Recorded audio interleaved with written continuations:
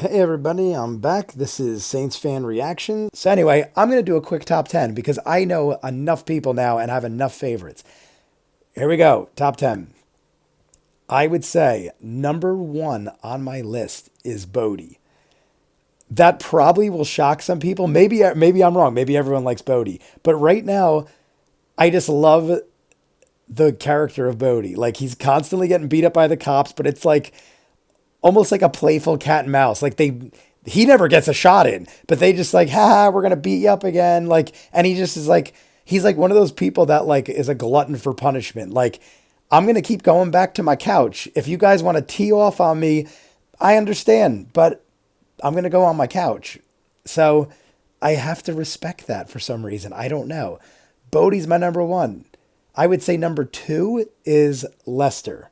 Lester is the man with the plan. He is just a very intelligent guy. He is always one step ahead of everyone else. He is by far the smartest guy in the room of cops, maybe in the whole show right now, except for my number three, Omar.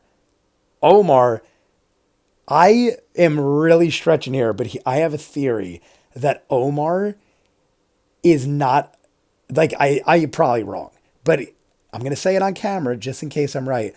Is Omar faking all this? Is Omar so smart that he's pretending to the cops like Brandon's death affected him so he had a reason to infiltrate them? Because he looked at that board and I got you now, cops. I know everything you're doing, every move you're making, and I can take this whole operation over from the Barksdales, and Omar will like be the man. I think that's where this is going. If I'm crazy, sorry, but I have watched enough TV where I really think outside the box with things. That's where I think it's going.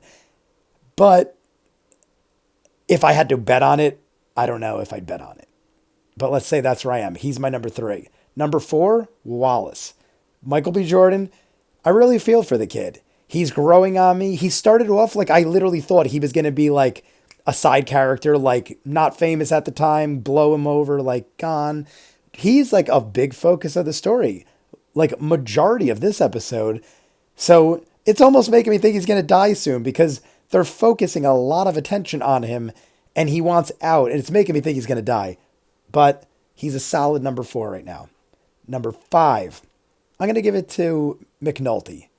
McNulty is a drunk, but he's not a bad cop.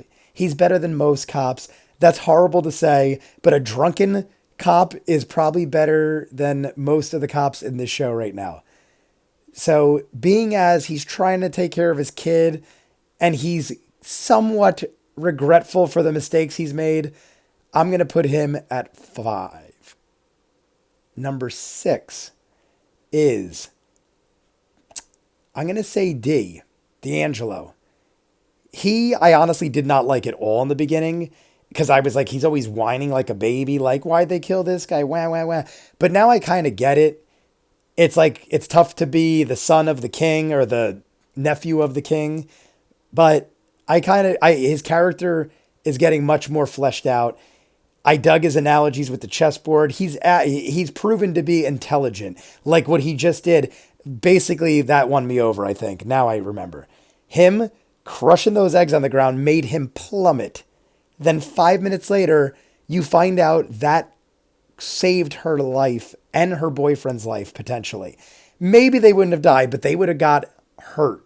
And you've already seen what they'll do to people that robbed them. Brandon robbed them. Didn't hurt anybody. They robbed them at gunpoint and they tortured him to death.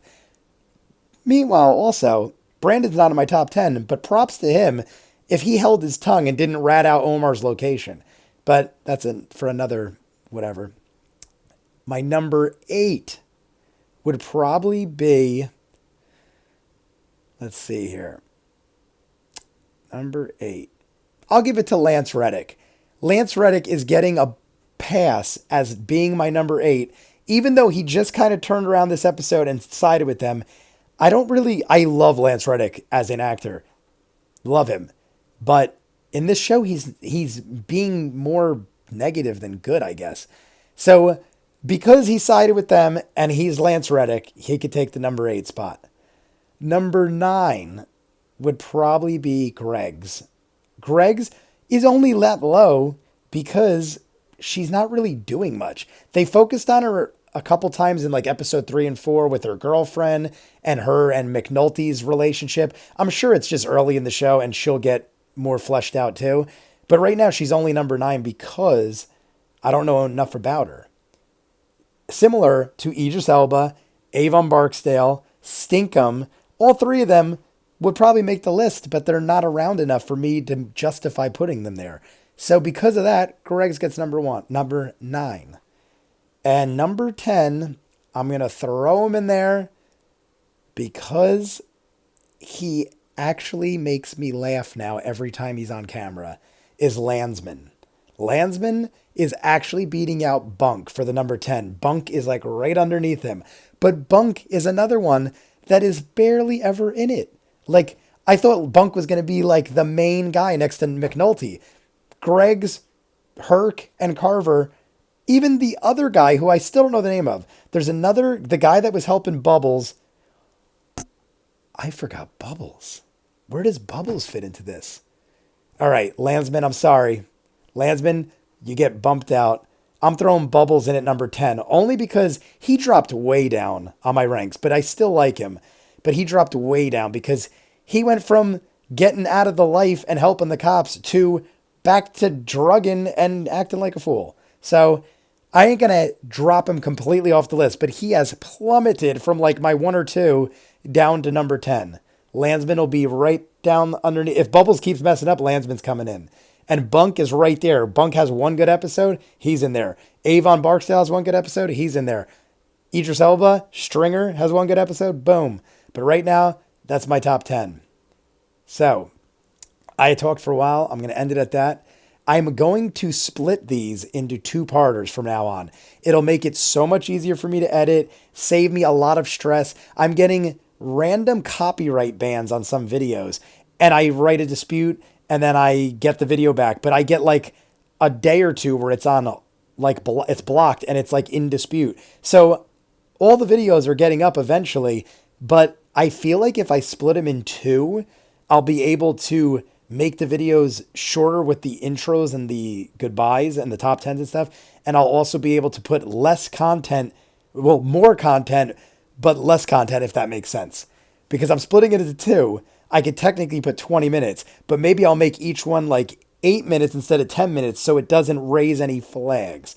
So that's what I'm going to try from now on. Starting with episode 6 that you just watched, you just watched this in 2 parts. So I'm going to end that here. I hope you enjoyed it. Comments below, like and subscribe, and I'll see you on the next one. Peace.